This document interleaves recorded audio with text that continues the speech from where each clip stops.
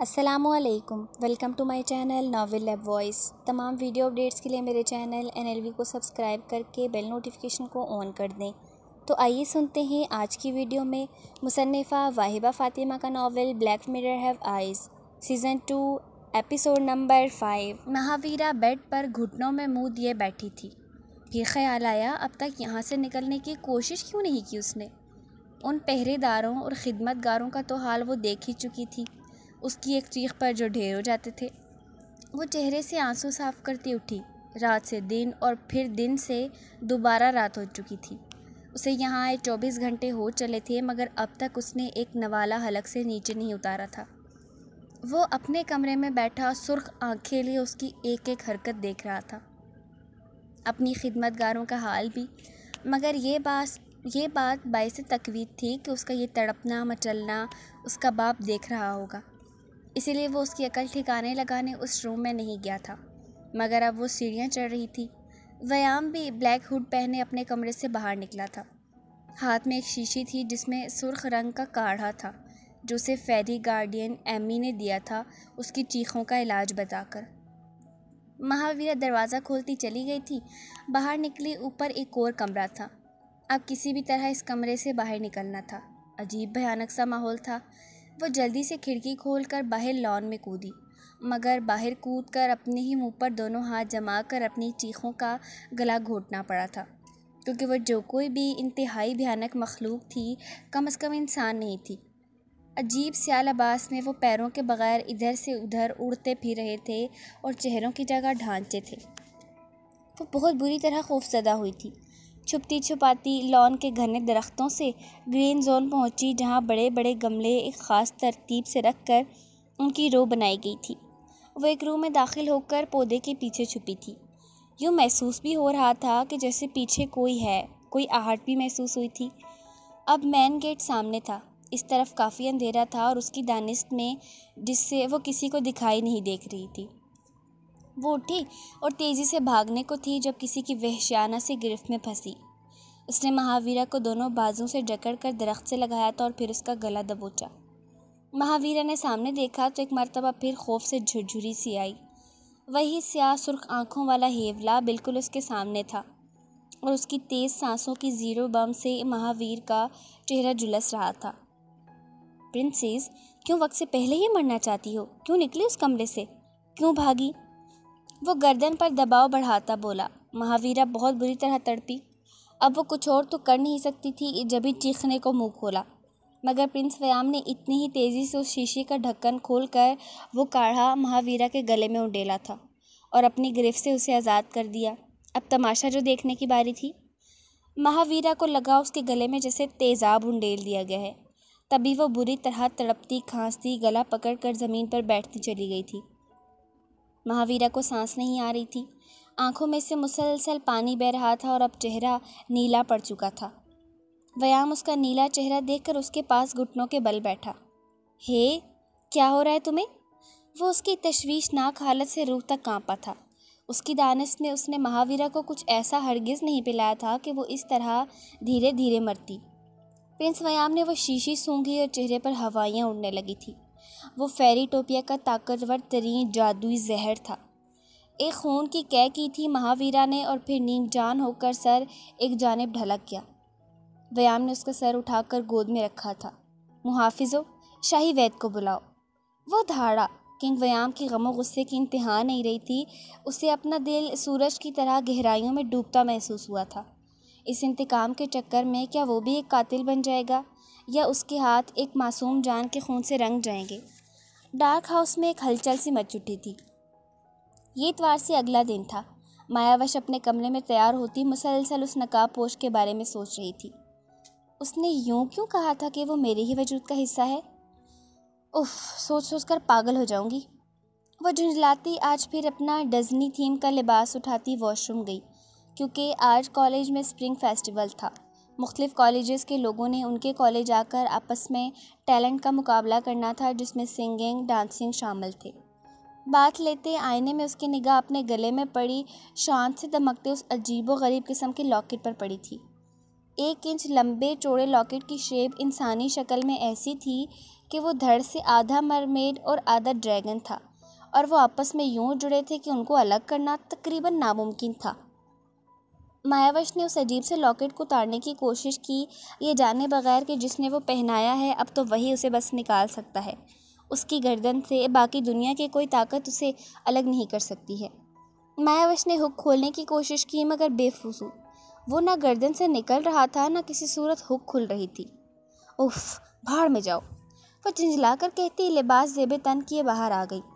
बाहर आई तो ठिठक कर रुकी। सामने ही कायला खड़ी उसे देख खबासत से मुस्कुरा रही थी, मतलब उसकी पेश आमद थी।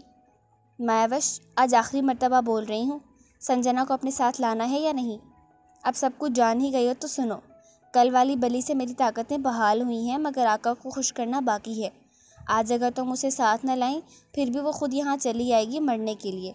इसीलिए बेहतर यही है कि तुम उसे साथ लाकर मेरा हुक्म बजा लाओ और मुझे खुश कर दो।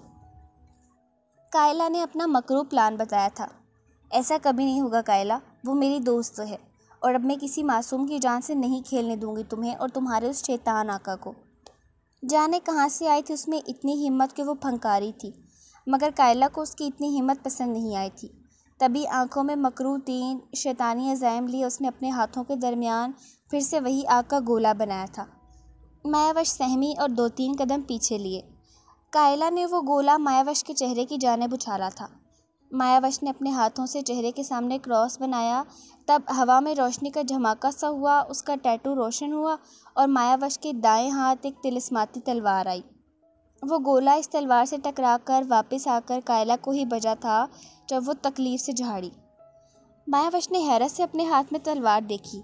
हाथ पीछे हटाया तो वो गायब हो गई, फिर से सामने किया तो वो हाथ में आ गई। मायावश तैयार तो थी ही, जल्दी से तड़पती कायला को नज़रअंदाज करती स्याह अपर के ऊपर स्याह नकाब में वो घर से बाहर निकली, जहाँ हमेशा की तरह गाड़ी तैयार खड़ी थी। मायावश गाड़ी से उतरकर तेज़ी से कॉलेज में दाखिल हुई थी। तमाम रास्ते वो अपनी तलवार से प्रैक्टिस करती आई थी। वो उसकी मर्ज़ी से उसके हाथ में आ जाती और उसकी मर्ज़ी से गायब हो जाती। उसे खुद में पावर्स आती महसूस हो रही थी।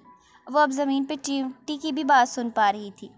फ़ज़ा में उड़ते परिंदों की चहचहाहट में छुपी बातें भी समझ पा रही थी। ये सब कैसे हुआ उसे नहीं मालूम था। वो तेज़ी से कॉरिडोर से गुजरकर संजना तक पहुंच जाना चाहती थी। जानती जो थी कि वो और रंजना अपना सकाफ़ती डांस कथक पेश करने वाली थी और इस वक्त मेकअप रूम में होंगी कि सामने से आते किसी शख्स से टकराई। आयश, जो कि अपनी धुन में मगन बाहर जैक की तलाश में आ रहा था, इस नकाब वाली लड़की से टकराया तो स्लीवलेस टी-शर्ट में उसका टैटू जगमगाया। वो हैरान हुआ था, मगर फिर, यू स्टूपिड गर्ल, तुमने अभी तक ये अपने पैरों में बंधी चेन नहीं उतारी?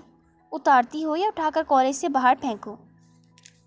वो अपने साथ होने वाले इन अजीब वाक़यात से बुरी तरह झुंझला रहा था, जो लौट फेर कर उससे उसकी असलियत याद दिलाते थे। तभी अब खड़ी मायावश को बुरी तरह घूर रहा था और वहाँ एक खड़े शख्स का दिल किया वो अगर उसका भाई ना होता तो अभी इसकी आंखें निकाल बाहर करता।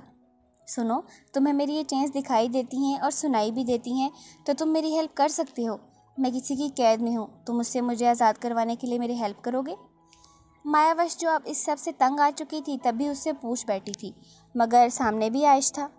ठीक है, पर इससे मुझे क्या मिलेगा? वो आईब्रो चुकाकर बोला। क्या चाहिए तुम्हें? मायावश पूछ बैठी। तुम्हें मेरे साथ एक रात के लिए डेट पर चलोगे फिर? आयश का इत्मीनान काबिले दीद था। मायावश का हाथ घूमा था और एक जनाटेदार थप्पड़ आयश के चेहरे पर रसीद हो गया। वो ढीठ बना इत्मीनान से वहीं खड़ा रहा। जानता जो था उसकी इस बकवास से वो कभी इसकी शक्ल तक नहीं देखेगी। हेल्प मांगना तो दूर की बात है, क्योंकि उसे कोई इंटरेस्ट नहीं था इस हेल्प वेल्प में। जबकि वो पैर पटकती वहाँ से वॉकआउट कर गई थी। करीब खड़ा आबदार आयश की इस बात से सरतपा झुलसा था। उसे तो कुछ फजूल बोलना था कि वो था ही ऐसा, और किसी बात का असर ज़रा कम ही लेता था, मगर अपनी क्वीन का दिमाग ठिकाने लगाना अज़ हद ज़रूरी था कि वो क्यों अपने किंग को छोड़कर दूसरों से हेल्प मांगती फिर रही थी। फंक्शन कब का स्टार्ट हो चुका था। मायावश संजना की तलाश में लॉबी की जानिब गई। ऑडिटोरियम में संजना और रंजना अप्सरा और क्रेडल फ्यूज़न म्यूज़िक पर शानदार डांस परफॉर्मेंस देने वाली थी। म्यूज़िक स्टार्ट हुआ। इतना पावरफुल म्यूज़िक सिस्टम था कि पूरे कॉलेज में म्यूज़िक गूंज रहा था। वो घबराई हुई सी ऑडिटोरियम की लॉबी में आई थी। उसे हर हाल में संजना को बचाना था। डिज़नी थीम के मुताबिक स्याह पाँव तक बारबी फ्रॉक, स्याह अपर, स्याह नकाब के ऊपर स्याह बारीक जाली। वो तकरीबन भागती लॉबी से गुजर रही थी जब बेतहाशा ठिठक कर रुकना पड़ा। उसकी पावर से मुखालिफ पावर्स टकराई थी। अब तो उसे महसूस भी हो चला था। सामने निगाह उठी तो वो ज़िंदगी में आज तीसरी मर्तबा इतना खौफज़दा हुई थी। पिछली मर्तबा की तरह स्याह लिबास में स्याह नकाब लगाए वो पुरस्रार ताकतों वाला, पुरस्रार नीली आँखों वाला नकाब पोश कमर पर हाथ बांधे उसे बगौर देखने में मसरूफ़ था। जैसे कहना चाहता था, I can see you from behind, I can hear me in your mind, run so fast as you can go, time will catch you before you know. मायावश ने अपने कदम बेख्तियार पीछे लिए थे, मगर उसे अपने कानों में एक भारी सरगोशी सुनने को मिली थी। I will catch you. वह पीछे मुड़कर अंधाधुंध लॉबी में भागी थी। सामने ही वह खुद को ओशन किंग कहने वाला नकाब के पीछे मुस्कुराता पानी में तहलील हुआ था और पानी समंदरों की लहरों की तरह लॉबी से तूफान बनकर गुजरा था। मायावश को लॉबी ख़त्म होते ही सामने 4th ईयर का क्लासरूम नज़र आया। वो अंदर घुसकर लॉक लगा चुकी थी और दरवाजे से पीछे हटती चली गई, क्योंकि दरवाजे के नीचे से ढेर सारा पानी अंदर दाखिल हो रहा था। देखते ही देखते वो पानी उस नकाब पोश में बदल गया। अब जब सामने वाले ने अपनी पावर्स उसे शो करवा दी थी तो मायावश ने भी कोई झिझक नहीं थी। उसने अपना बायां हाथ नीचे करके हवा में लहराया तो तेज़ रोशनी के बाद उसके हाथ में उसकी तलवार आई थी। सामने वाला गहरा मुस्कुराया। हे यू, क्या चाहिए? मायावश घुर्राई थी। Only you my ocean queen, इत्मीनान भरा जवाब आया। व्हाट? वो फिर चिल्लाई। वो बाद में, फ़िलहाल 2 विशेस लेकर हाजिर हुआ है ये ओशन मरमेड किंग। एक तो अपनी क्वीन का चेहरा देखना चाहता हूँ, दूसरा आपको छू कर फील करना चाहता हूँ। फिर इंतहाई सुकून से बोला गया। बेमौत मारे जाओगे। वो लश चबाकर बोली थी। तलवार हवा में माहिराना अंदाज में लहरा कर उसने चैलेंज किया। ये मौत आपके हाथों से आपकी बाहों में आई तो 1000 बार मरने को तैयार है ये किंग। अब उसने भी अपना हाथ हवा में कोई चीज़ पकड़ने को बढ़ाया तो एक तलवार उसके हाथ में आई। कम ऑन क्वीन, करीब आओ। उसे हाथ के इशारे से करीब बुलाया। मायावश गुस्से से पागल हुई थी, तभी तेज़ी से उसकी जानें बढ़ी। मायावश का पहला वार उसने अपनी तलवार पर रोका था। बिजली किसी तेज़ी से उसकी दूसरी कलाई थाम कर उसे 2 मरतबा गोल गोल घुमाया था।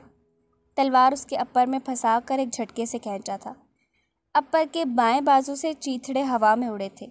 मायावश सदमे से पागल हुई और अपने बरहना बाजू को देखा, जबकि वो ये कारनामा सरअंजाम देकर नकाब के पीछे फिर मुस्कुराया था। म्यूज़िक की आवाज़ अब भी आ रही थी और यूँ लगता था जैसे उन जादुई धुनों पर वो उसे अपनी मर्ज़ी के मुताबिक डांस के मूव्स करवा रहा था। जब वो करीब आई थी तो उसने गहरी सांस खींचकर वो दिल फरेब खुशबू अपनी धड़कनों में बसाई जो दुनिया के गुलाबों अतरों को मात दे रही थी। यू। वो फिर मुड़कर पलटवार करना चाहती थी जब सामने वाले ने तेज़ी से उसकी तलवार वाली कलाई थाम ली। उसी की तलवार से उसी के बाएं बाजू में फंसाकर एक झटके से खींचा। वो घूमकर दूर हटी, मगर अब पूरा अपर फ़ज़ा में टुकड़े टुकड़े होकर बिखर चुका था। मायावश फटी फटी निगाहों से अपने बाजू देखे गई। अब फिर शदीद गुस्से में उसने वार किया था। 2-3 बार उसने तलवार पर रोके, फिर मायावश की तलवार वाली कलाई पकड़कर उसकी पीठ झटके से अपने सीने से लगाई। अब की बार तलवार से वो बीच में मौजूद काली जाली दूर उछाली थी और जाली के साथ साथ उसके सुनहरे बाल खुलकर ओशन किंग के चेहरे पर गिरे। अब बस मायावश के चेहरे पर नकाब बाकी था। अपर के नीचे स्लीवलेस ड्रेस था। बाजू की काली डोरियां कंधों पर बंधी हुई थी। मायावश बुरी तरह फड़फड़ाई, मगर उसे ऐसा महसूस हुआ कि कोई चीज़ उसकी कमर के गिर्द लिपटी हुई है। ज़रा सा सर झुकाकर तो देखा तो जैसे ऑक्टोपस के टेंटिकल्स उसके गिर्द लिपटे हुए थे। उसे फिर इस शख्स से खौफ महसूस हुआ जो आंखें नीम वाक़िए मदहोशी की आलम ने अपने हाथों की उंगलियों से उसके मुलायम बाजों की नरमाहटें महसूस कर रहा था और ऐसी गुस्ताखी कोई पहली मर्तबा उसके साथ कर रहा था। मायावश का सुनहरा जिस्म उसकी बाहों में सोने की तरह दमक रहा था। क्या हैं आप? आसमान से उतरी कोई अप्सरा? अगर चांदनी है तो वो चांदनी जो अपने पूरे जोबन पर है। अगर गुलाब का फूल तो पूरा खिला नहीं है ये, मगर इसकी खुशबू इस किंग को पागल कर देने वाली है। सदियां गुजर गईं आपके इंतज़ार में, अब मिली हैं तो सोचिए क्वीन, इस किंग की मोहब्बत की आगाज़ ही इंतहाओं को छूने वाला होगा। ये जानलेवा सरगोशियाँ मायावश की जान निकाले दे रही थी।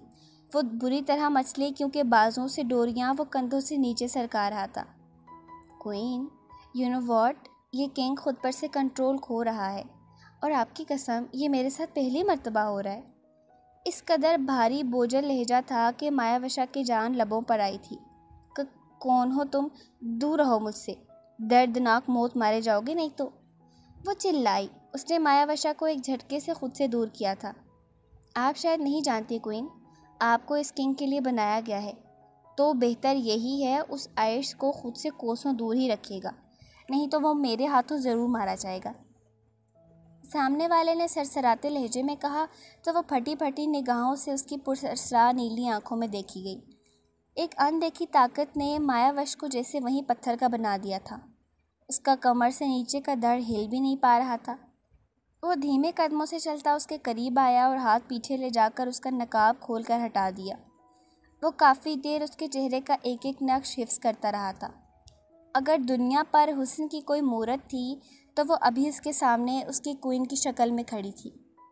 वो करीब तर आया। मायावश ने उसके सीने पर हाथ रखकर उससे खुद से दूर रखने की सही की, मगर ओशन किंग ने अपने हाथों के प्यालों में उसका चेहरा भरा था।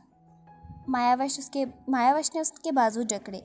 तब मायावश की कलाइयों के गिर्द कोई नरम सी चीज़ लिपटी और बाजू पीछे उसकी पुश्त पर बांध दिए गए।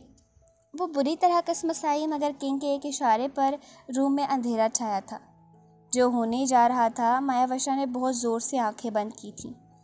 अगर उसकी आंखें खुली होती तो वो देख पाती उन दोनों के सीनों पर मौजूद टैटू की रोशनी पूरे कमरे में फैल चुकी है और वो लॉकेट भी जगमगा रहा था। इस मलगजे अंधेरे में ओशन किंग का निकाब भी सरका था। तब मदहोश होते उसने अपने होंठ इस हुस्न की मूरत के होंठों पर रखे थे और उनकी नरमाहट ने अपनी रूह में बसाने लगा। वो जो भी कर रहा था बड़े हक से कर रहा था, जैसे सदियों से मायावश सिर्फ और सिर्फ उसी की हो, और यही तो हकीकत थी जिससे उसकी क्वीन अनजान थी। वो उसे यही तो बावर करवाने आया था। उसकी शिद्दतें बढ़ती जा रही थीं। मायावश को लगा वो आज उसकी सांसें छीन लेगा उससे, और उसकी नाजुक जान क्वीन उसकी इतनी सी भी शिद्दत बर्दाश्त नहीं कर पाई थी। अपने होश खोकर उसके दाएं कंधे पर ढलक गई। उसने नरमी से उसे आज़ादी बख्शी थी और बहुत गहरा मुस्कुराया था। रोज़ेला 2 दिन से खौफ के मारे अपने कमरे में बंद थी, उससे खौफज़दा होकर कि अब तो वो उसकी हकीकत पूरी तरह जान चुका था, बल्कि देख भी चुका था, तो झुटलाना तो नामुमकिन ही था। उस दिन जब वो होश में आई तो ख़ुद को अपने कमरे में अपनी टांगों समेत अपने बेड पर पाया, जबकि उसका लॉकेट भी उसके हाथ में मौजूद था। मतलब वो उसे मोती खिलाकर पानी से निकालकर उसके कमरे तक छोड़ कर गया था, और उसका ये भी मतलब था कि उसने दूसरों से उसकी हकीकत भी छुपा ली थी। मगर क्यों? वो चाहता तो उसका राज अफशा करके उसे इस घर से निकलवा सकता था, मगर सोच सोच कर वो परेशान हो चुकी थी। सगी माँ ने ये कौन सी मुसीबत में फंसा दिया था।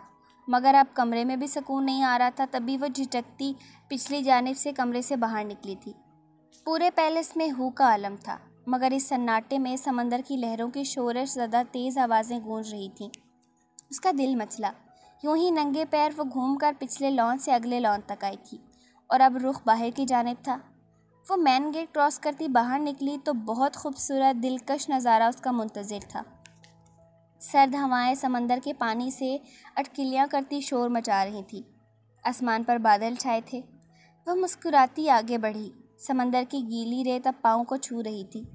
समंदर की लहरें भी पैरों से टकराने लगीं। समंदर का पानी जिस्म को टच हुआ तो एक सुकून सा महसूस हुआ। वो थोड़ी आगे बढ़ी जहाँ एक बड़े पत्थर से नीचे समंदर की गहराई थी और ज़मीन पर लेट गई। यूँ कि जब भी समंदर की लहर उठती, पानी चेहरे को भिगोकर वापस चला जाता। हाथ पानी में नरमी से स्मूथली लहराती रही। वह सुकून से एक लंबी सी सांस भरती आंखें मूंद गई। कुछ ही देर बाद कदमों की आहट करीब तर आई और वो उसके सर पर खड़ा हो गया। वो पानी से खेलने में मगन इतनी मदहोश थी कि किसी के आने की खबर ही न हुई। जब हुई तब बहुत देर हो चुकी थी। रोज़ेला बेतहाशा घबराई थी। तभी उस घबराहट में उसने पानी वाली गहराई में छलांग लगा दी थी, जबकि आयश को उसकी बेवकूफ़ी पर बहुत हंसी आई। आयश ने उसके पीछे पानी में छलांग लगाई थी। आइस समंदर में डूबकर आज अपनी मर्ज़ी से पहली मर्तबा जल परिज़ाद में तब्दील हुआ था और ये काफ़ी अजीब था। अब जबकि रोज़ेला इंसानी रूप में थी तो उससे ज़्यादा तेज़ी से नहीं तैर सकती थी। हाँ, मगर आइश में इतनी पावर ज़रूर थी कि वो जल परी भी होती इस वक्त तो उससे ज़्यादा तेज़ नहीं तैर सकती थी। आइश ने जल्दी उसे बालों से पकड़कर एक हाथ उसकी कमर में डालकर उसे ज़ेरे पानी एक पत्थर से लगाया था। वो आइश का ये रूप देखकर भी खौफज़दा हुई थी। पहली और आखिरी बार पूछूंगा, बताओ कौन हो तुम और यहाँ क्यों और किस मकसद के तहत आई हो? आइश ने दुरुस्तगी से पूछा था, मगर आंखें उसकी लरसती खौफ से बंद पलकों की लर्जिश में उलझ गई थीं।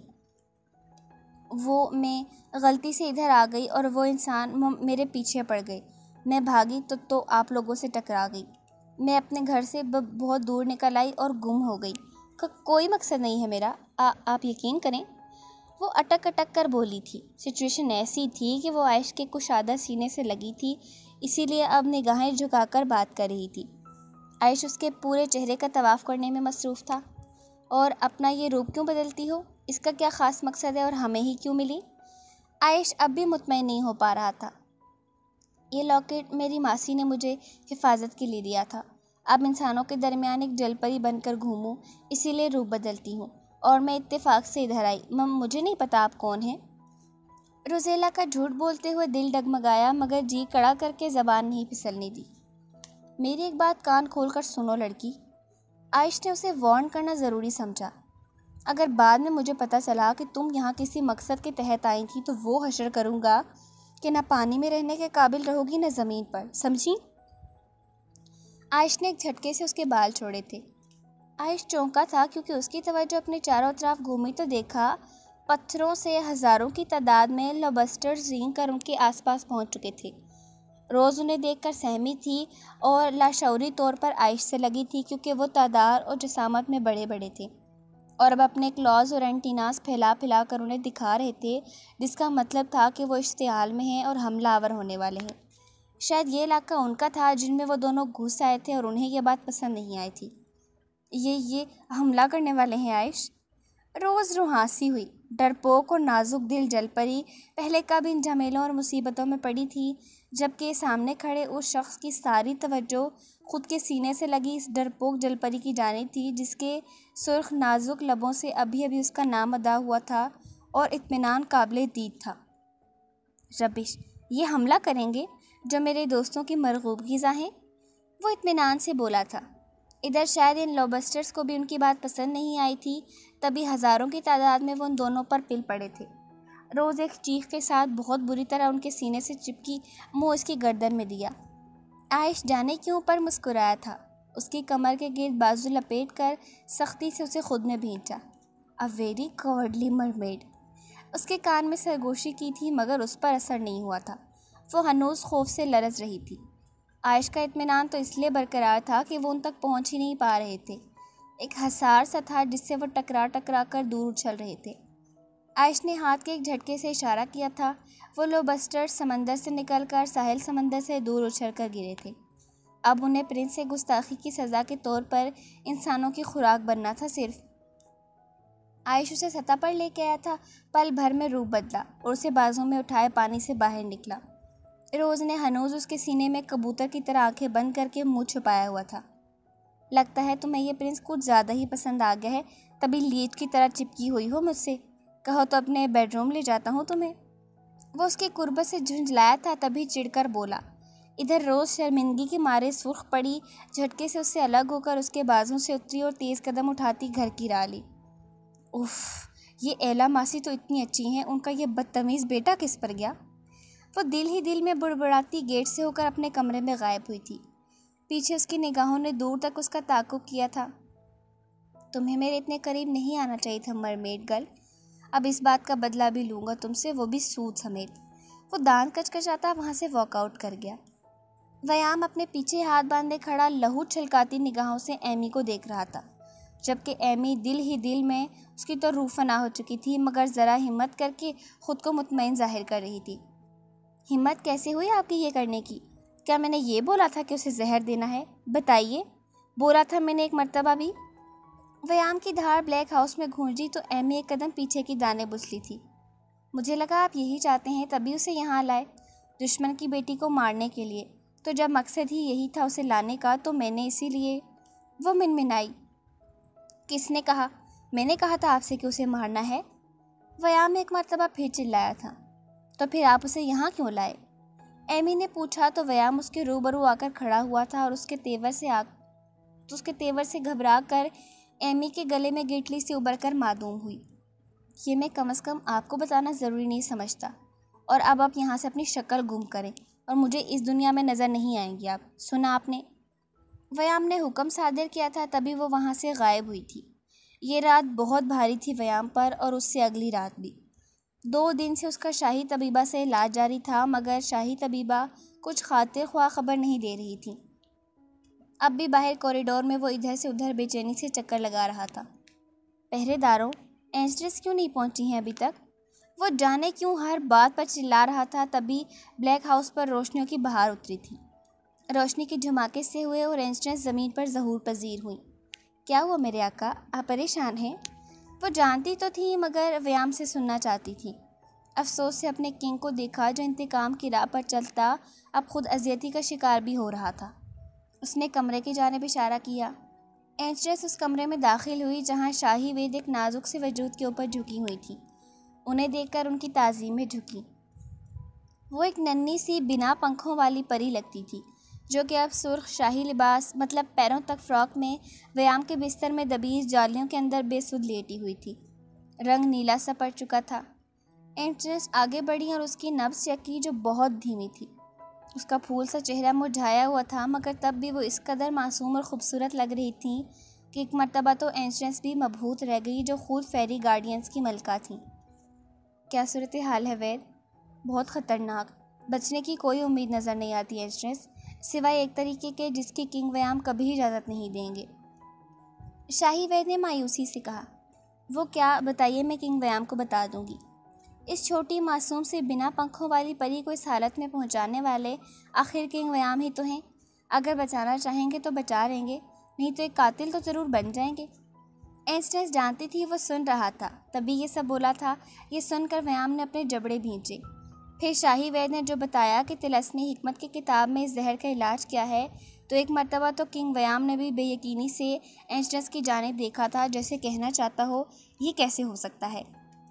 मायावश बेहोश उसके बाजुओं में थी, वो उसे फर्श पर लिए बैठा था। क्वीन वश? उसका चेहरा थपथपाया, हाथ से इशारा किया तो पानी के ठंडे छींटे मायावश के चेहरे पर पड़े। वो कसमसाई, क्वीन? उसने एक मर्तबा फिर पुकारा, जो पूरा का पूरा उस पर झुका हुआ था। मायावश की आंख खुली तो अपने ऊपर झुके उस हसीन तरीन मर्दाना वजाहत के शाहकार शख्स को देखा, जो अब बिना रुमाल के उसे बाहों में भरे बैठा था। वो कई लम्हे गायब दिमागी से उसे देखे गई। होश में तो तब आई जब वो उसकी जानिब देखता गहरा मुस्कुराया। मैं भी आपके हुस्न में इसी तरह खोस सा गया था क्वीन, जब आपका चेहरा पहली मर्तबा देखा। उसने मायावश के उसे यूं देखने पर छेड़ा था। मायावश होश की दुनिया में लौटती झटके से उसके हसार से निकलकर दूर हुई थी और हैरत से गंग उसे देखा, जो घुटनों के बल ज़मीन पर पहली मर्तबा सिर्फ अपनी क्वीन की ताज़ीम में नीचे बैठा था। आप तो 4th ईयर के आबदार हैं ना? पर कौन है आप, और आपकी हिम्मत कैसी हुई मेरे साथ ऐसा करने की? तोड़ तोड़ कर लफ्ज़ अदा करती वो अब उसे पहचान चुकी थी, और उसके मुंह से अपना नाम सुनकर किंग को बहुत अच्छा महसूस हुआ था। मैं आपका किंग हूँ मायावश, और आप मेरी क्वीन। आप कैद में हैं, मैं जानता हूँ, और इस कैद से सिर्फ़ और सिर्फ मैं आपको निजात दिलाऊँगा। और संजना की भी फ़िक्र मत करें, कुछ नहीं होगा उसे। नो नहीं, मुझे किसी पर भरोसा नहीं, और आप पर तो बिल्कुल भी नहीं। ऐसा भी तो हो सकता है कि आपको कायला ने भेजा हो मुझे आजमाने को, और आप कोई बहरे पिए हों। मेरी हेल्प सिर्फ आयश कर सकते हैं, क्योंकि उन्होंने अपने दोस्तों के सामने कबूल किया था कि उन्हें मेरे पैरों में चेन बंधी नज़र आती है। आप तो पहले कभी सामने तक नहीं आए, समझे आप? मायावश के कहने की देर थी जब वो हवा में पल भर को गायब होकर उसके बिल्कुल रूबरू खड़ा था। एक हाथ गर्दन के गिर्द बालों में लपेटा था। बड़े जारहाना तेवर थे। मायावश फिर खौफसदा हुई, जबकि आबदार ने अपने दाएं हाथ का अंगूठा उसके नाजुक सुर्ख लबों पर मसला था। भाई है वो मेरा, मगर आप इन लबों से किसी गैर का नाम लेने की गुस्ताखी मत करें क्वीन, नहीं तो सज़ा दूंगा आपको।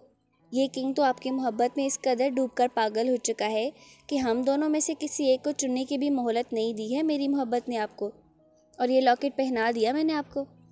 आबदार ने उसके गले में पहने लॉकेट में उंगली फंसाकर उसे अपनी जानिब झुकाया था। उसकी सुलगती सांसों की तपश से मायावश का चेहरा जल रहा था। अब तो वह बड़े हक से उसका चेहरा भी देख चुका था और अब भी मुसलसल टिकटिकी बांधे देखे जा रहा था। इस लॉकेट का आपके गले में होने का मतलब जानती हैं आप, कि अब आप मेरी बीवी हैं, इस किंग की क्वीन है, मेरे वजूद का खोया हुआ हिस्सा। आपके मिलने से पहले मेरी हर तकलीफ़ की वजह और अब मेरे जीने की वजह। आबदार के शोशों पर मायावश ने खौफ व हैरत से फैली आंखों से उस अजीब आदमी को देखा था जो हर तरह से उस पर बड़े रौब से हक जमा रहा था। आज उनकी बमुश्किल तीसरी मुलाकात थी। आज ही उसने चेहरा देखा था और आज ही वो बोल रहा था कि वो उसकी बीवी है, मतलब तमाम उम्र की साथी। झूठ है ये सब, छोड़े मुझे। वश फिर उसकी गिरफ्त से मचल कर निकली थी और अपना नकाब उठाकर वहाँ से निकली। क्वीन, मायावश बात सुने। वो पुकारता रहा मगर मायावश ठहरी नहीं थी। वो भी बाहर निकला था। अपने तरीके से मनाना पड़ेगा आपको क्वीन। वो दिल में मुखातिब होता बाहर निकला था। मायावश संजना से बात करके उससे उसका स्कार्फ लेकर घर चली आई थी। हैरत अंगेज़ तौर पर वो आबदार के कहे के मुताबिक बिल्कुल नॉर्मल थी। कोई गैर मामूली बात नहीं लगी, तभी वह मुतमईन होकर वापस चली आई। अब उस शख्स का सामना करना बहुत मुश्किल अमर था। हिट में पहुंची तो कायला ज़ख्मी नागिन बनी रॉकिंग चेयर पर बैठी उसी का इंतज़ार कर रही थी। उसे किसी और के स्कार्फ में आता देख वह भुनाकर उसके पास आई थी। मायावश उसे इग्नोर करके अपने कमरे में जाने वाली थी जब वो उसकी राह में दोबारा हायल हुई और बगौर उसके बदले बदले से तेवर देखे मायावश उसकी खौफनाक भयानक निगाहों से खाइफ हुई। ये क्या हुलिया बनाया है तुमने? वो तलवार तुम्हारे पास कहाँ से आई? तुम्हारा अपर और स्कार्फ किधर है? किसको दिखाया तुमने अपना चेहरा? वो एक एक लफ्ज़ चबा चबा कर बोली और वो किसी और का स्कार्फ और नकाब उस पर से नोच कर दूर फेंका। मायावश ने सख्ती से अपनी आंखें और लब भींचे थे। किसी ने नहीं देखा मेरा चेहरा। वो मेकअप रूम में गलती से अपर फट गया। वो तलवार मेरे पास कैसे आई मुझे नहीं मालूम। मायावश ने आधा सच और आधा झूठ बताया था। अच्छा, मेरा ख्याल है ये नई नई जवानी का खुमार है, मगर ये तुम्हारी खुमारी मेरा भाई सामर एक ही रात में निकाल देगा। अब तुम बच्ची तो नहीं रही हो, तभी इतनी हवाओं में उड़। कायला की बात करते करते जहर उगलते निगाह मायावश के गले पर पड़ी थी और हैरत, सदमे और उलझन की इंतहा से उसकी ज़बान को उधर ही ब्रेक लग गई। खूंखार निगाहों से मायावश की जानिब देखा और उसके बहुत करीब हुई थी। एक ही बार पूछूंगी कि मायावश ये लॉकेट तुम्हारे गले में कैसे आया? कायला ने जिस तरह फंकार कर पूछा था, मायावश के रोंगटे खड़े हुए थे। नहीं जानती। मायावश ने अब की बार सच बोला। मैंने कहा बताओ मुझे। वो चिल्लाई। आपने तो कहा था एक बार पूछूंगी। मायावश ने सुकून से कहा था। मायावश, मैं तुम्हें जान से मार डालूंगी। कायला ने दांत कचकचाए। कोशिश करके देख लें। मायावश का इत्मीनान काबिल दीद था। कायला तो काटो तो बदन में लहू नहीं वाला हिसाब था।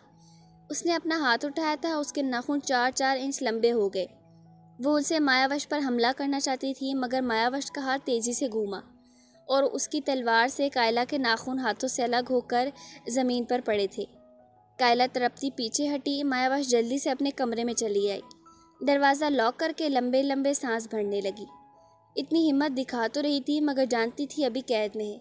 अगर वो भरपूर काली ताकतें लिए शैतान जाग उठा तो क्या होगा?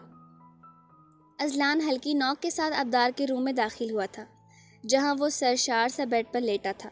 अजलान करीब आकर बैठा तो अबदार ने मुस्कुराकर उनकी गोद में सर रखा। आज ओशन किंग बहुत खुश नज़र आए रहे, खैरियत नहीं है?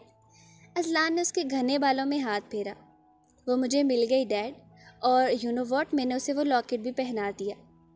आबदार ने आंखें मूंदे एक जज्ब के आलम में अजलान को ऐसे बताया था जैसे अभी भी आप वो कीमती पल महसूस कर रहा हो। और रियली आप, you know what, I am so happy for you. Azlan ने उसे सीने में भेजा तो वो और गहरा मुस्कुराया। और मेरी बहू मुझे नहीं दिखाई तुमने? अजलान ने शिकवा किया। अब देख लें डैड। वह मुस्कुराया। उसने बेड पर एक छोटे से हिस्से में उंगली फेरी।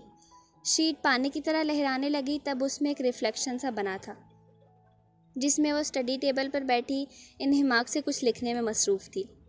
माशाल्लाह, अल्लाह ताला नज़र बद से बचाए मेरे बच्चों को। अजलान ने दुआ दी। डैड, वो कैद में है, वो कोई विच है, मुझे नहीं मालूम वो कौन है और क्या चाहती है, मगर उसने क्वीन को कैद कर रखा है। फिर आबदार अपने डैड को सब बताता चला गया। तो अब उसे आज़ाद करवाओ आप, और जल्द उसे यहाँ लेकर आओ। डैड, उस रात जब आप हमें मम्मा से लेकर आए थे, उस रात क्या हुआ था, मुझे डिटेल्स बताएं। वो ताशा थी, तुम्हारी मासी। वो सब उसने किया, एक साजिश के तहत बगावत करके तुम्हारी माँ को कैद करके मार डाला। और फिर अजलान भी आबदार को सारी हकीकत बताता चला गया। आयश जो कि रूम में आ रहा था, उसने भी उनकी बातें सुनी थी, मायावश के बारे में भी, ताशा के बारे में भी। वो भी अंदर चला आया। अब वो जो हमारे घर में है, रोज़, वो एक मरमेड है, और तुम ही बता सकते हो वो कौन है। मुझे जल्दी बताओ। अगर उसका ताल्लुक़ हमारी माँ की कातिल उस ताशा से है तो आई स्वेर मैं उसे दर्दनाक मौत दूंगा। आयश की आंखों में खून उतरा। आयश की बात पर अजलान चौंके थे, क्योंकि उन्हें हमेशा ही रोज़ को देखकर ये एहसास होता था कि वो किसी देखी देखी शक्ल से मिलती है, जबकि आप खामोश रहा। वो तो पहले दिन से जान गया था कि रोज़ कोई आम इंसान नहीं है। इंसानी पैरों के बावजूद वो तो उसका जल परी वाला रूप देख चुका था। आयश ने अजलान को सारी बात बताई। अजलान ने आंखों ही आंखों में आपको इशारा किया था कि हकीकत जो भी है उसे ना बताए, कि आयश बहुत बेहिस और जालिम था। अजलान की निगाहों के सामने रोज़ का मासूम चेहरा लहराया, जिसमें बहुत ज़्यादा एला की मुशाबिहत थी। तभी वो हमेशा उसे देखकर उलझे थे कि उसकी शक्ल आखिर किससे मिलती है। आप बताओ मुझे, आयश ने दांत पीस कर कहा था। नहीं, उसका ताशा से कोई लिंक नहीं है। आपने झूठ बोला। आयश खामोश हो गया, जबकि आबदार उठकर खड़ा हुआ था और अपनी हुड्डी पहनी। किधर? अजलान ने छेड़ने के अंदाज में पूछा था। क्वीन की याद सता रही है इस किंग को। डैड, मशवरा दे दिए, क्या करना चाहिए। वो अपने जूतों के लेसेस बांधता शरारत से मुस्कुराया। आयश भी मुस्कुराया। मुझसे ले लो मशवरा, अब उठा लाओ क्वीन को, इधर ले आओ अपने पास। आयश ने आंखें घुमाते अपने जैसा मशवरा दिया। अब मेरी बहू से मिलने जा ही रहे हो तुम, तो हमसे मशवरा क्यों मांग रहे हो किंग? जाओ अपनी मर्ज़ी करो। अजलान ने कहा तो तीनों कहका लगाकर हंसे थे। आबदार वहाँ से गहरा मुस्कुराता निकला था। मायावश स्टडी टेबल से उठकर अपने बेड पर आई थी। ढीली सी ऑफ वाइट फ्रॉक के नीचे ट्राउज़र पहने वो बेड पर नीम दराज हुई थी। एक इंतहाई खूबसूरत सा चेहरा छन से तस्वुर के पर्दे पर लहराया। एक दिलनशीन, मीठे, नरम पुरहिद्दत से लहजे ने चैन, सुकून, नींद सब बर्बाद कर दी थी। और वो खुशबू दुनिया की अनोखी तरीन खुशबू थी।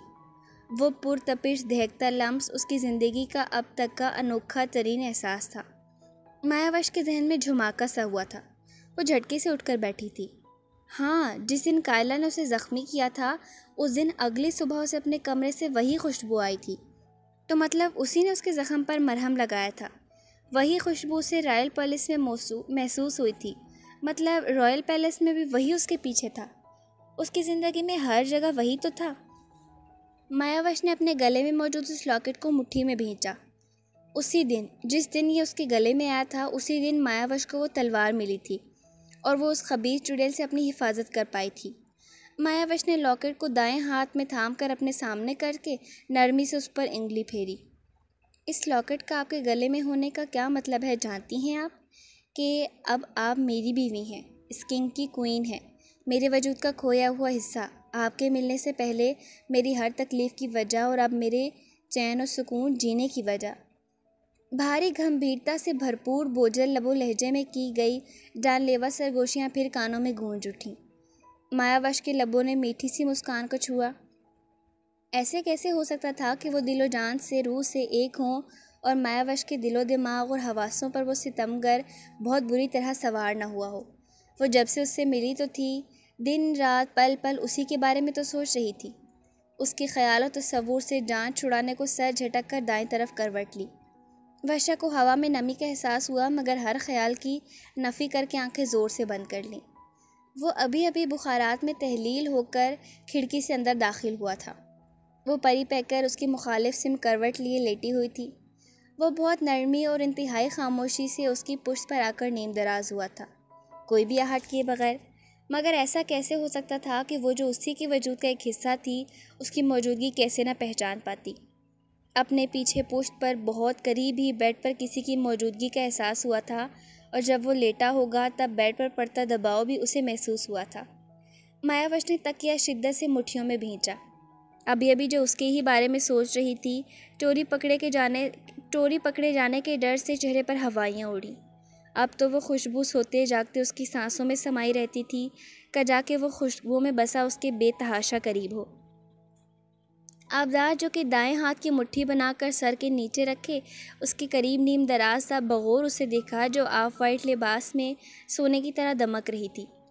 हल्के से जिस्म लरज रहा था, ट्राउज़र थोड़ा ऊपर को खिसका हुआ था, जिनमें से खूबसूरत रुई की तरह पेंडलियाँ झांक रही थीं। बहुत बेख्तियारी में उन्हें छूने का मन किया, तो अपने दिल की सुनते अमल भी कर गुजरा। तभी पैर के अंगूठे से पुष्ट की पिंडली को छूता थोड़ा ऊपर तक आया। मायावश के 14 तबक रोशन हुए थे जब पाँव से कोई चीज़ रेंगती पिंडली की जानिब आती महसूस हुई। होंठों पर हाथ रखकर अपनी चीख दबाई। आबदार को एक और शरारत सूझी थी, तभी पिछले गले की डोरी पकड़कर नरमी से खींची थी और इधर मायावश की बस हुई थी। वो इतना ही बर्दाश्त कर सकती थी। ये आप हैं ना आबदार? मुझे मालूम है आप मेरे पीछे हैं, तो ये छिछोरी हरकतें करना बंद करें। मायावश जी कड़ा करके बोली। वो बेतहाशा चौंका था, मगर फिर गहरा मुस्कुराता सुकून से खुद को गायब से जाहिर कर दिया। इन 3 जुमलों में उसने यूँ नहीं कहा था कि आप यहाँ क्यों हैं, या जाने को भी नहीं बोला। तभी रगों पैर में सरशारी दौड़ी थी। तो फिर क्या करे यकीन कि उसकी रगों में बहती बेचैनी और बेसुकूनी पर ठंडे सुकून की फुहार पड़ जाए। एक मर्तबा फिर भारी बोझल सी मायनी खेजी सरगोशी से पूछा था। मायावश की सांस हलक में अटकी, मगर वो अपनी जगह से हिली नहीं थी। वो शायद उसकी जानिब झुका था, तभी पुरहिद्दत सांसों से मायावश की पिछली गर्दन सुलग रही थी। आबदार की निगाहें फिर भटक कर उसकी नाजुक गुदास कमर पर फैली थीं। उस दिन आप ही थे ना जिस दिन मुझे पुश्त पर चोट लगी थी, और आपने ही मेरे ज़ख़म पर मरहम लगाया था ना? मायावश अटकती सांस के साथ पूछ बैठी। वो दिल फरेब महक सांसों से रूह में उतर रही थी। अजीब सा एहसास था। कमबख्त दिल भी तो बगावत करता हमक कर बोल रहा था कि पीछे मुड़कर उसे देख ही लो। आबदार के लबों से मुस्कुराहट जुदा नहीं हो रही थी। हाँ, वो मैं ही था। मेरे अलावा वो गुस्ताखी कौन कर सकता है आपके साथ क्वीन? आपने बोलते उसकी कमर पर उंगली से जल परिजात का टैटू बनाया था। उसके छूने पर कमरे में फिर रोशनी का झमाका सा हुआ था। वर्षा का टैटू जगमगाया, तकिया मजीद ज़ोर से मुट्ठियों में भींचा। ये लम्स, ये कुर्बत जानलेवा थी। तभी उसने कबूतर की तरह ज़ोर से आंखें बंद कर रखी थीं। और बर्थडे पार्टी में भी आप ही थे मेरे पीछे, राइट? ऑफ कोर्स मैं ही था, और उस दिन मैंने पहली मर्तबा देखा था आपको। वो धीमे लहजे में उससे बातें करती, हर बात जान लेना चाहती थी, जबकि आबदार को उसका यूं उससे बातें करना, उसको जाने के लिए नहीं कहना बेतहाशा सुकून दे रहा था। आपको कैसे पता चला कि आप जिसे ढूंढ रहे हैं वो मैं हूँ? मायावश पूछ बैठी। ऐसे। आबदार ने पूरी शिद्दत से अपने पहलू पर चुटकी काटी। मायावश पेट पकड़कर दोहरी हुई और झटके से उठकर बैठी। ये क्या कर रहे हैं आप मेरे साथ? मायावश ने गुस्से से उसे घूरा। आपके साथ नहीं, मैं तो अपने साथ कर रहा हूँ। आबदार ने लापरवाही से कहते एक मर्तबा फिर अपनी वेस्ट पर चुटकी काटी थी। मायावश की दर्द के मारे आंखें नम हुई थी। हे I am sorry, please I am sorry. मेरा मकसद आपको हर्ट करना नहीं था, मैं तो बस मजाक कर रहा था। आबदार ने मायावश का चेहरा हाथों के प्यालों में भरा और अंगूठों की पूरों से भीगी पलकें साफ की। मायावश ने निगाहें उठाकर देखा। आंखों से आंखें टकराई। दोनों के दिलों में एक हशर सा बरपा हुआ था। जवान सीनों में एक तूफान सा उठा। वो ज़्यादातर इन ओशन ब्लू आइज़ में देख ही नहीं पाई थी। फ़ौरन निगाहें झुका गई। आबदार की प्यासी निगाहें उसके चेहरे के एक एक नक्श को छू रही थी। फिर निगाहें आकर उन गुलाब की पंखड़ियों पर ठहर गईं। अब उसकी निगाहों का फोकस वो नाजुक गुदास सुर्ख लब थे, जिन्हें छू कर उसकी प्यास में ऐसे इजाफा हो चुका था जैसे तपते सहराओं में भटकते मुसाफिर को ठंडे मीठे पानी का सिर्फ एक घूंट पिलाया जाए और वह दोबारा वो पानी पीने के लिए रूह तक से मचल जाए। मायावश उस निगाहों का फोकस समझकर दिलो जान से कांप गई थी। उन हाथों को चेहरे से हटाकर तेज़ी से अपने पहले वाली पोजीशन में लेट गई। सांस धोंकने की तरह चलने लगा था। दिल पसलियों से सर पटक रहा था। आबदार भी बहुत मुश्किल से अपने मुँह ज़ोर जज्बात पर कंट्रोल करते हुए वापस अपनी पोजीशन में लेट गया था, मगर जानबूझकर उससे थोड़ा और फासला समेटते हुए कि उसे बेख्तियारी सी लग चुकी थी। वो खुद पर से इख्तियार और कंट्रोल खो रहा था इस नाजुक जान के मामले में। अब की बार उसने मायावश के घने स्याह लंबे बाल उठाकर अपने सीने पर फैला लिए थे। क्वीन, जानती हैं आप कि आपके बालों और आंखों का रंग स्याह नहीं है?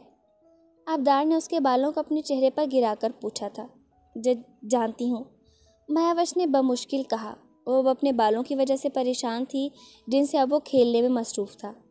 ये जब तक स्याह हैं तब तक आप उस विच की कैद में हैं, मगर मैं जल्द आपको रिहा करवा लूँगा, चाहे इस समय मेरी जान ही क्यों न चली जाए। I promise.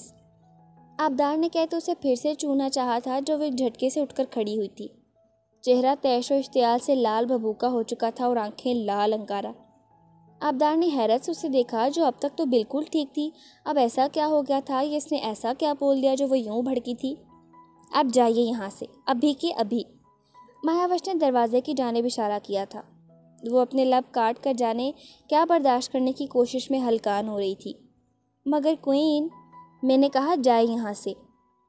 मायावश उसकी बात सुनने को तैयार नहीं थी। लेकिन हुआ क्या? वो कहता उठकर उसकी जानिब आया था, जब वो तेज़ी से पीछे हटी। कुछ नहीं हुआ, बस आप जाए यहाँ से, नहीं तो मैं अपने आप को नुकसान पहुँचाऊँगी। मायावश ने अपनी तलवार अपनी कलाई पर रखी थी। आबदार को एक पल न लगा अग्रेसिव मॉन्स्टर बनते, तभी माथे की तेवरी चढ़ी थी। ये क्या पागलपन है वश? आबदार ने तेज़ लहजे में कहा था। जाए यहाँ से। उसकी एक ही तकरार पर आबदार ने बेबसी से उसे देखा। पानी में तहलील हुआ और वो वहाँ से निकलता चला गया।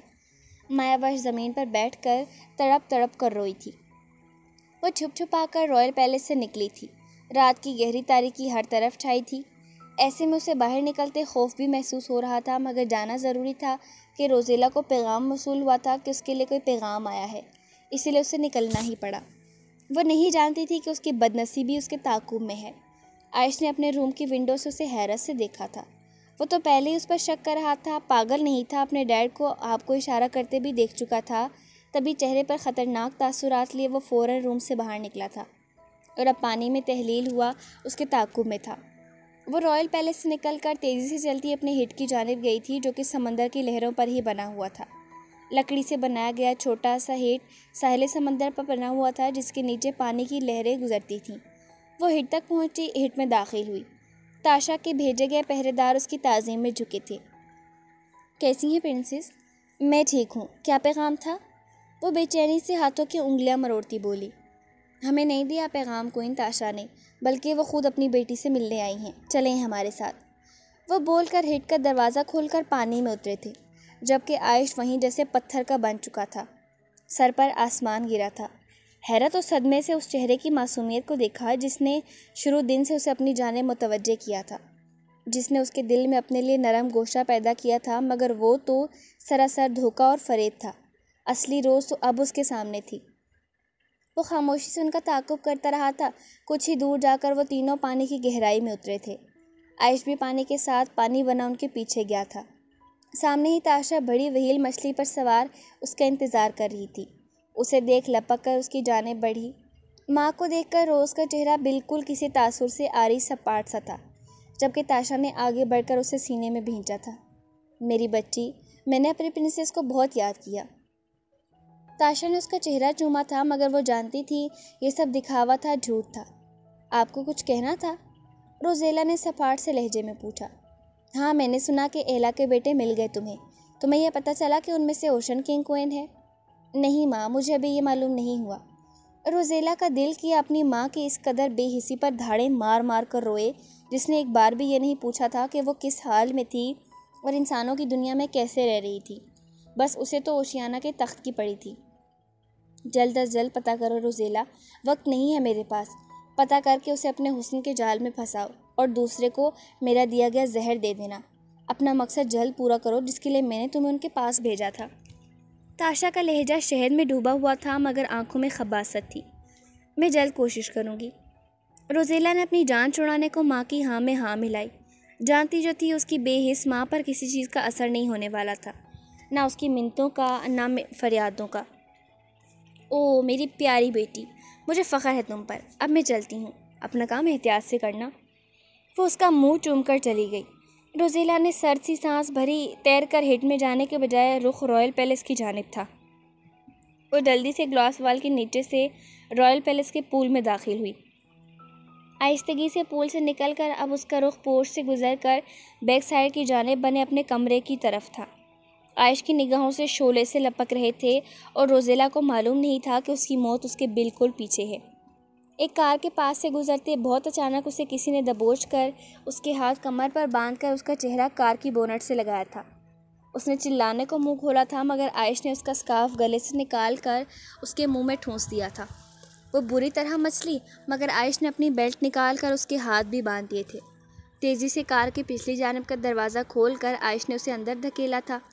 पीछे हटते वक्त उसके गले से वो लॉकेट नोचना नहीं भूला था। धार से दरवाज़ा बंद किया। रोज़ेला फूट फूट कर रोई थी और जिस तरह के सामने वाले के तेवर थे वो जान चुकी थी कि वो सब कुछ जान गया होगा और उसका पीछा भी किया होगा। और अब उसके जिस तरह का जारहाना अज़ाइम थे, रोज़ेला को अपना दिल गहराइयों में डूबता महसूस हुआ था। वो झटके से ड्राइविंग सीट पर बैठा था और तेज़ी से वहाँ से गाड़ी निकाली थी। ड्रैगनलैंड और उसके लोगों में एक अनदेखी बेचैनी और उदासी सी फैली थी। इधर ख्वाबगाह में वर्षा ने रो रो कर और चिल्ला चिल्ला कर बुरा हाल किया हुआ था। राज उसे बताए बगैर 3-4 दिन से जाने कहाँ गायब था और मिरर में ग्रैंडफादर भी नहीं आए थे। कोई इतला देने, कोई ख़बर देने। वो जानती थी ज़रूर कोई बात है जो उससे छुपाई जा रही है, तभी अब वो परेशान हो रही थी। राज को मिरर से अपनी बच्ची की हालत दिखाई दी थी। एक मर्तबा उसे कोई नकाब पोश उठाकर ले जा रहा था और दूसरी मर्तबा तब जब उसे कोई जहर पिलाया जा रहा था और वो तकलीफ़ से माही बेआब की तरह तड़प रही थी। राज ने अपनी सर तोड़ कोशिशें की थी महावीरा को ढूंढने की, ड्रैगनलैंड और फेरीटोपिया में हर जगह, मगर वो नहीं मिली। तब उसे पता चला था कि किंग व्याम उनसे बेतहाशा नफरत करता है। क्यों, वो सारी वजूहात भी मालूम हुई, मगर वो जानता था ये सब उस खबीज चुड़ैल ब्लैक विच की ही साजिश होगी। वो फेरीटोपिया में व्याम से बात करने गया था मगर उसने उससे मिलने से साफ इनकार कर दिया। बल्कि वो खुद फेरीटोपिया में मौजूद ही नहीं था, जिससे ये रोशन इम्कान था कि हो सकता है महावीरा किंग व्याम के पास हो। वो महावीरा को ढूंढने में अपनी जान तोड़ कोशिशें कर रहा था जब उसे ग्रैंडफादर का मैसेज मौसूल हुआ कि वो उससे बात करना चाहते हैं। वो फ़ौरन ड्रैगनलैंड लौट आए। तभी वो लौट आया था। उस ड्रैगन किंग का तो जैसे किसी ने कलेजा ही नोच लिया था। तभी वो ज़ख्मी बना धाड़ता फिरता था।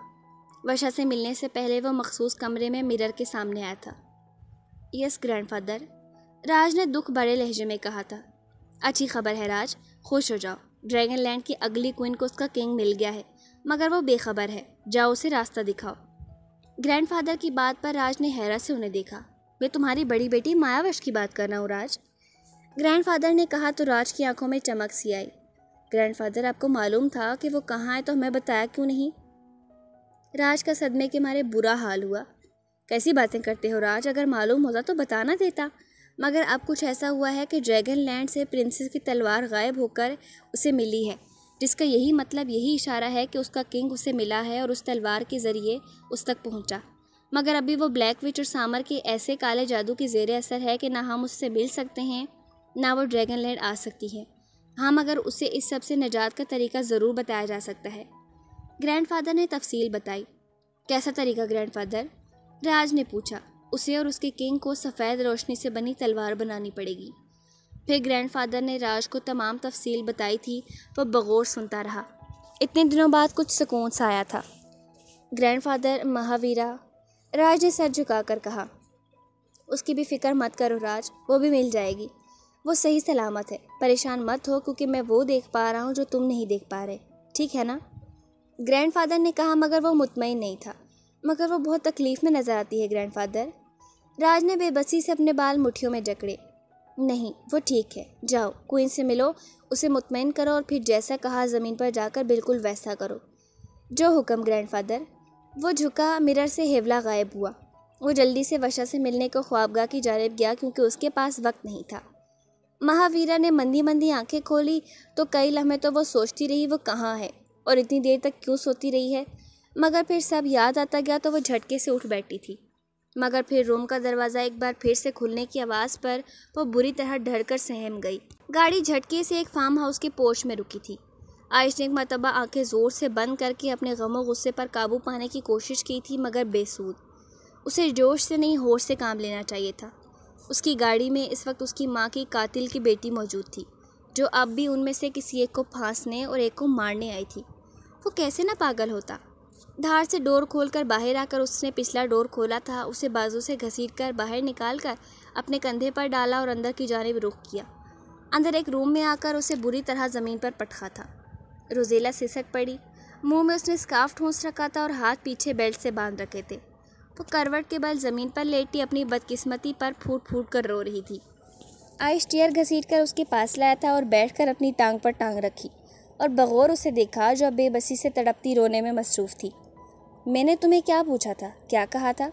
अगर बाद में मुझे पता चला कि तुम यहाँ किसी मकसद के तहत आई थी तो वो हशर करूँगा कि ना पानी में रहने के काबिल रहोगी ना ज़मीन पर।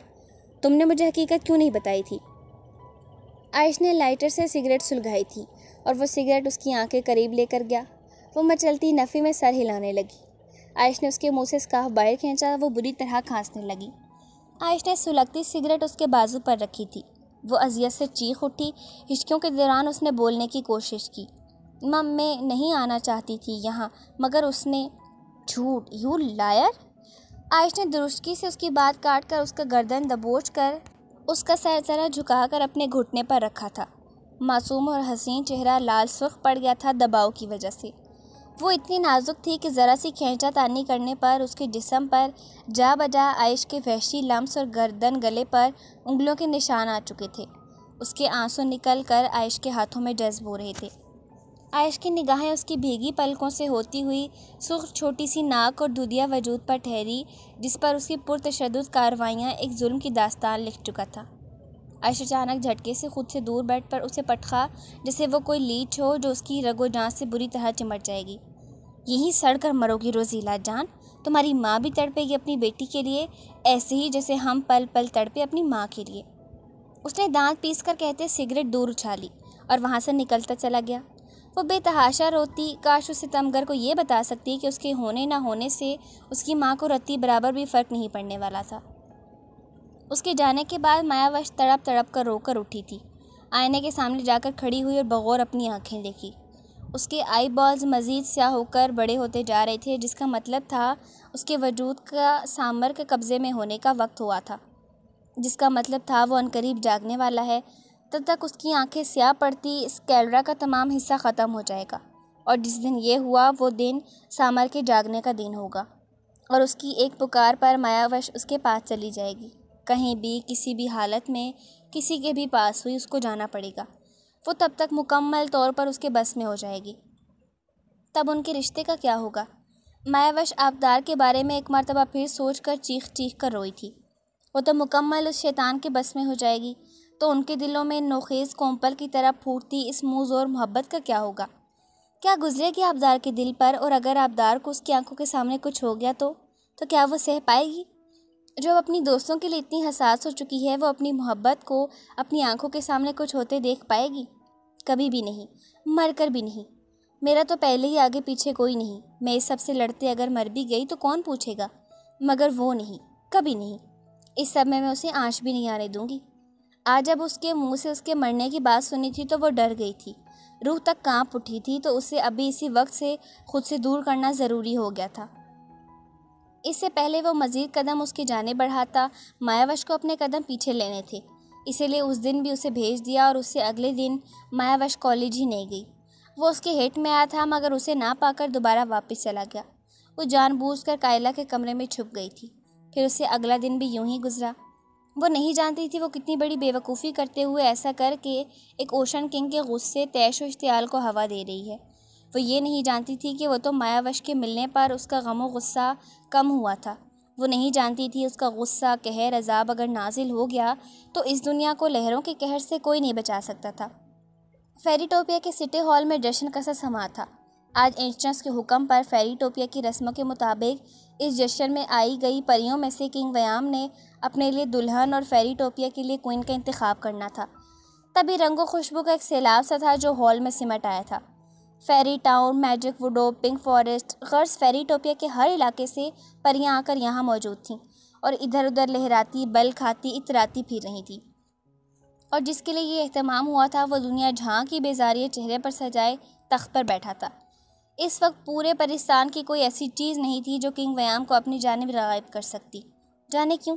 समझ से बाला तर था कि ये सब वो क्यों और बेजार सी शक्ल बनाकर बैठा था। क्यों उसका दिल किसी चीज़ में नहीं लग रहा था? क्यों इतने हसीन चेहरों में से अब तक कोई चेहरा उसे अपनी जानिब माइल न कर सका था? क्यों वो यहाँ होते हुए भी यहाँ मौजूद न था? क्यों ध्यान का सिरा एक बिना परों वाली नाजुक सी जान में अटका हुआ था?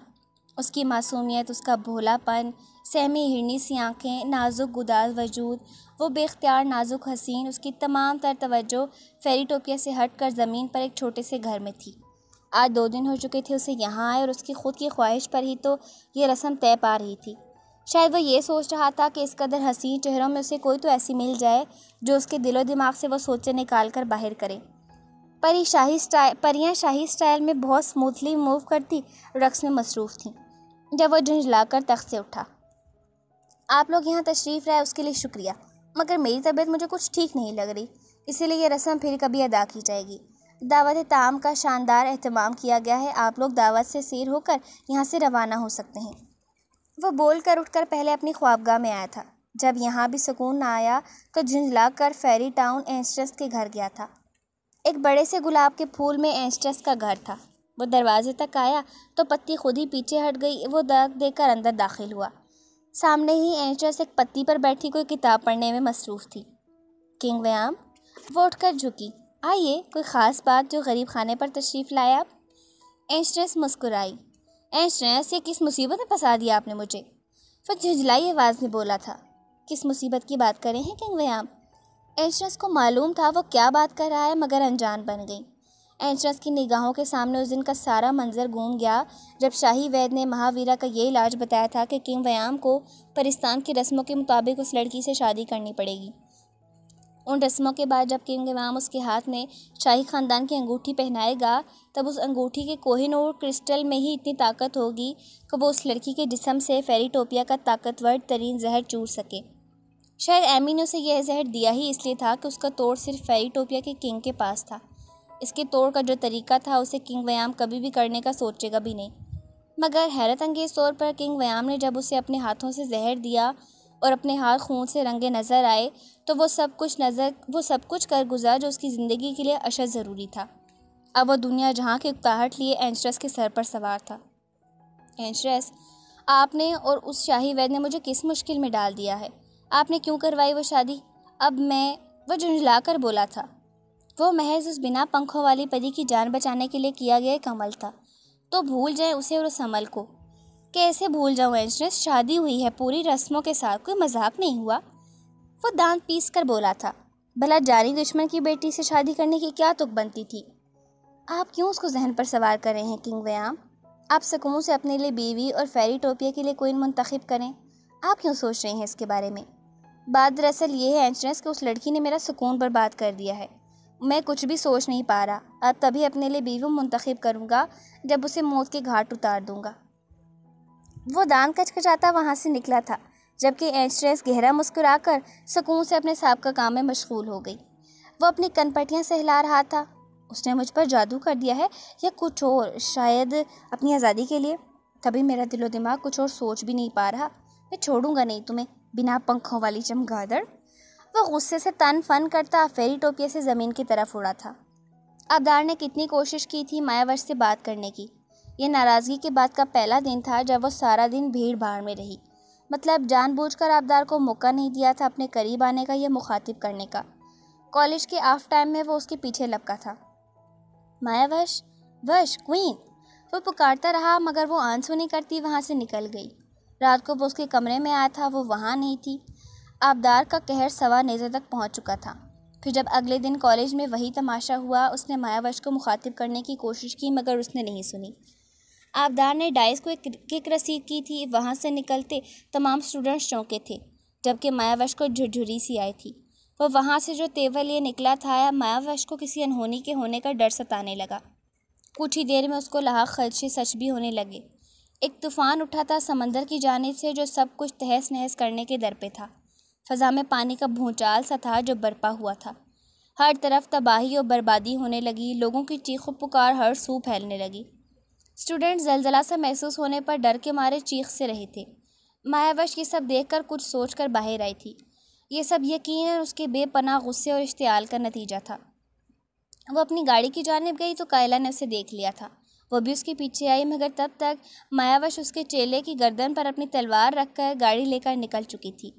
मायावश को मालूम था वो कहाँ हो सकता है, तभी गाड़ी का रुख उस तूफान की जानिब करवाया था। मंजिल पर पहुंचकर मायावश गाड़ी से बमुश्किल उतर पाई थी। तूफ़ानी बारिश में हद्दे निगाह बहुत मुख्तसर फासले का था। हवाओं से उसका वजूद पीछे की जानिब धकेला जा रहा था। हाथ का छज्जा बनाकर आंखों पर रखते उसने लरसते वजूद और कांपते नीले होंठों से बीच पर देखा। मुंह जोर स्याह बादल नाराज से समंदर पर झुके हुए थे। तभी दिन में भी गहरी शाम का समा था और समंदर की लहरें जैसे बेताशा इश्तियाल अंगेज़ी से समंदरी हदूद से बाहर निकल कर अपना सर पटक रही थी।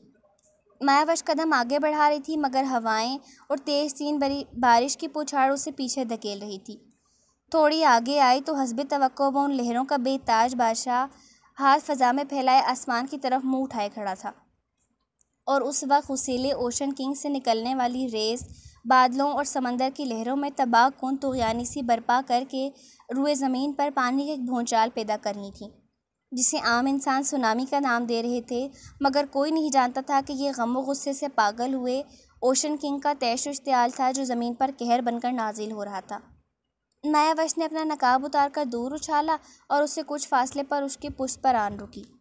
Stop it, just stop it, बंद करें ये सब, मैंने कहा, रुक जाएं आबदार। वो हलक के बल चिल्लाई थी। आबदार ने सुना था, मगर वो अपने ऊपर अपने गुस्से पर कंट्रोल खो बैठा था। अब तक तो उसकी क्वीन ने उसका बहुत लविंग, केयरिंग और पोलाइट सा लुक देखा था। वो पीछे मुड़ा, मायावश की रूह तक कांपी थी उसके गुस्से की हालत में इस बदले रूप को देखकर। पीछे मायावश की गाड़ी के साथ एक और गाड़ी आकर रुकी थी। उसमें से कायला और उसके चेहरे बाहर निकले थे। कायला मायावश की जानिब लपकी थी और उसे आकर बालों से घसीटा था। मायावश, तुम्हारी हिम्मत की तो दाद देनी पड़ेगी जो ये नकाब उतार फेंका तुमने और घर जाने के बजाय किसी के पीछे यहाँ तक चली आई। घर चलो ज़रा, मैं तुम्हारे होश ठिकाने लगाऊँ। वो चिल्लाती बोल रही थी। अब तक इस ओशन किंग को नहीं देख पाई थी। इतने तूफान में उसने कुछ और भी देखने की ज़रूरत ही महसूस नहीं की थी। अगर देख लेती तो इतनी जुर्रत न करती। वो अपनी क्वीन की वजह से मुकम्मल अग्रेसिव तो पहले ही था, अब ये मंजर देखकर हाथ फ़ज़ा में लहराता तेज़ी से आगे बढ़ा था। क्या खूब मौका मिला था अपना गम व गुस्सा किसी पर निकालने का, और आज कायला का यकीनन आखिरी दिन था जो वही ओशन किंग से उलझी थी।